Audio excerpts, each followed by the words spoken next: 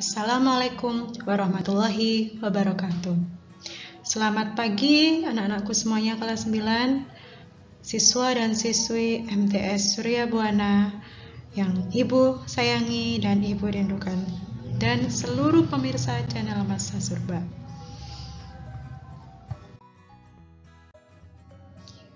Seperti biasa, sebelum mata pelajaran kita mulai, Ibu selalu mengingatkan kepada kalian semua sebelum mengikuti pelajaran agar kalian tetap semangat dan selalu percaya diri dengan kemampuan berkreasi yang kalian miliki.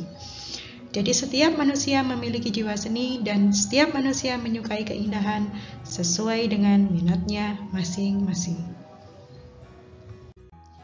Dan melalui mapel seni budaya inilah kalian bisa membuktikannya. Dan tujuan dari mapel inilah tujuan utama kita adalah mensyukuri karya ciptaan Allah Subhanahu wa Ta'ala. Kompetensi dasar yang perlu kita pahami bersama yaitu adalah memahami unsur prinsip, teknik, prosedur berkarya seni lukis dengan berbagai teknik dan bahan.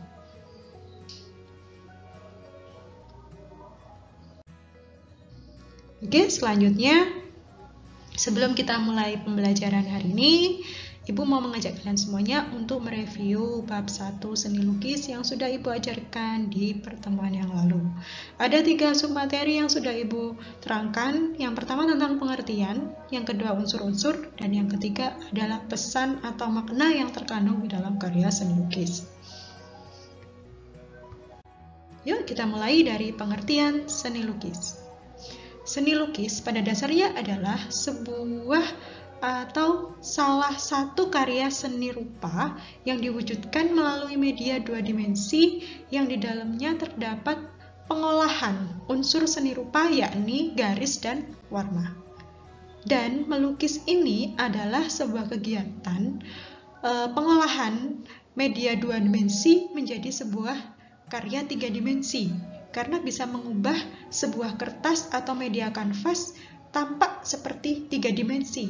Nah, karena kemampuan kita dalam melibatkan emosi, melibatkan ide, gagasan pokok dalam mengolah bahan, cat, dan lain sebagainya, keterampilan dalam melakukan keterampilan melukis, nah itulah yang disebut pengolahan, mengubah media 2 dimensi menjadi 3 dimensi. Nah, paham ya anak-anakku semuanya? Kalau sudah paham, mari kita lanjutkan ke materi minggu lalu, yaitu tentang unsur-unsur yang membentuk karya seni lukis. Sederhana saja ya, unsur-unsur ini adalah bagian-bagian yang tampak pada karya seni lukis dan yang membentuk karya seni lukis. Mulai dari warna, garis, bidang, bentuk, tekstur, kesan halus kasar, ya, kemudian pencahayaan, komposisi, dan berikutnya ritme atau kesan gerak. Nah, dari beberapa unsur inilah nantinya membentuk sebuah lukisan. Nah, lukisan setiap orang itu pasti berbeda-beda. Karena di sini memiliki ciri khas. Nah, ciri khas itu berangkat dari gagasan atau ide yang berbeda-beda. Nah, tema idenya berbeda-beda, gayanya pun juga berbeda-beda dalam mengungkapkannya, kemudian bahan dan tekniknya dalam melakukan keterampilan dalam menguaskan itu pun juga berbeda-beda. Dari situlah, berangkat dari sinilah, dari setiap unsur-unsur inilah, maka sebuah karya seni lukis itu memiliki keunikan masing-masing. Jadi setiap anak-anak di sini harus percaya diri dengan kemampuannya masing-masing. Jangan ikut-ikutan karya teman-temannya. Karena di sini kalian memiliki minat yang berbeda, memiliki keinginan, ide, gagasan yang berbeda pula, maka wajar kalau lukisan kalian berbeda dengan teman-teman yang lain. Nah, bisa diharapkan seperti itu. Ya. Nah, yang selanjutnya ini tentang makna atau pesan. Nah, jadi anak-anakku semua di sini harus tahu ya, bahwa sebuah lukisan itu harus bisa menerjemahkan isi maksud cerita di balik penampakan objek yang dilukiskan. Jadi sebuah lukisan itu memiliki nyawa. Nah, Nyawa itu berangkat dari sebuah cerita yang terkandung di dalam tema tadi. Nah, maka dari itu anak-anakku semuanya di sini, nah, dalam melukis itu tidak hanya menggoreskan cat, menggoreskan garis, ya, tidak hanya itu, melainkan kita memiliki tujuan lain, ya ini mengungkapkan keindahan itu yang pasti jelas nomor satu. Nah, tetapi tidak hanya itu aja. Nah, tujuan melukis ini juga sebagai sarana komunikasi. Nah, di bidang komunikasi ini banyak sekali, ada agama, ada pendidikan, politik, dan sosial, dan lain-lain. Seperti halnya lukisan kaligrafi, ya, lukisan tentang para koruptor, Bapak Presiden, para menteri-menteri. Nah, mungkin banyak sekali bisa kita lihat. Mungkin kita bisa melihatnya di Google. Nanti kalian tahu. Kapan-kapan ini kita terjun ke sana, melihat beberapa karya lukisan, dan kita amati betul-betul bagaimana ciri khas gaya dan corak dan alat-alat bahannya seperti apa. Nah, itu pertemuan selanjutnya. Nah, dari ketiga materi ini kalian sudah paham ya tentang pengertian, unsur-unsur dan pesan, maknanya.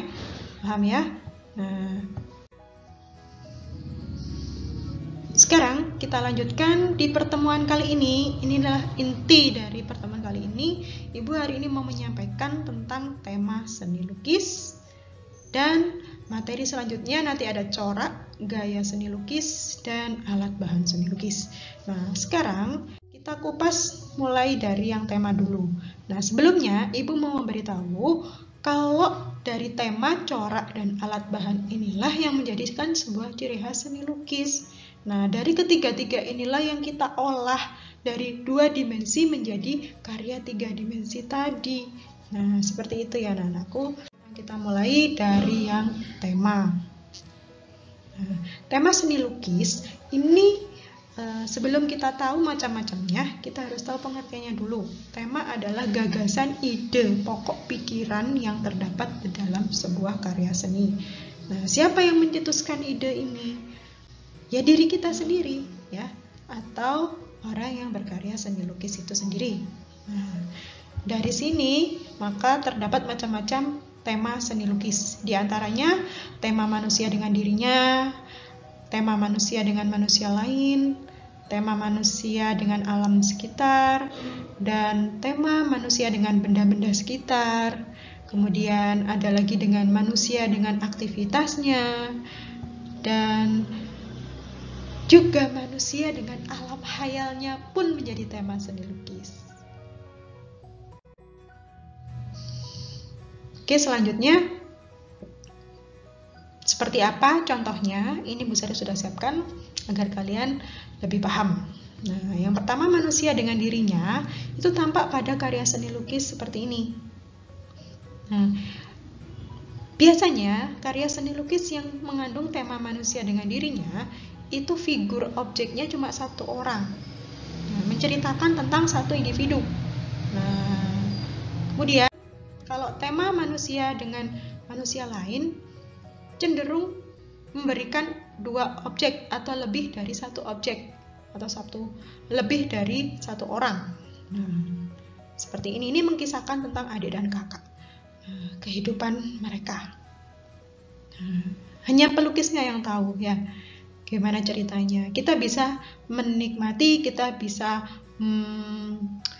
berusaha untuk menerjemahkan boleh saja, tetapi jika ingin tahu makna yang terkandung di dalamnya, pesan maknanya seperti apa, hanya pelukisnya lah yang tahu.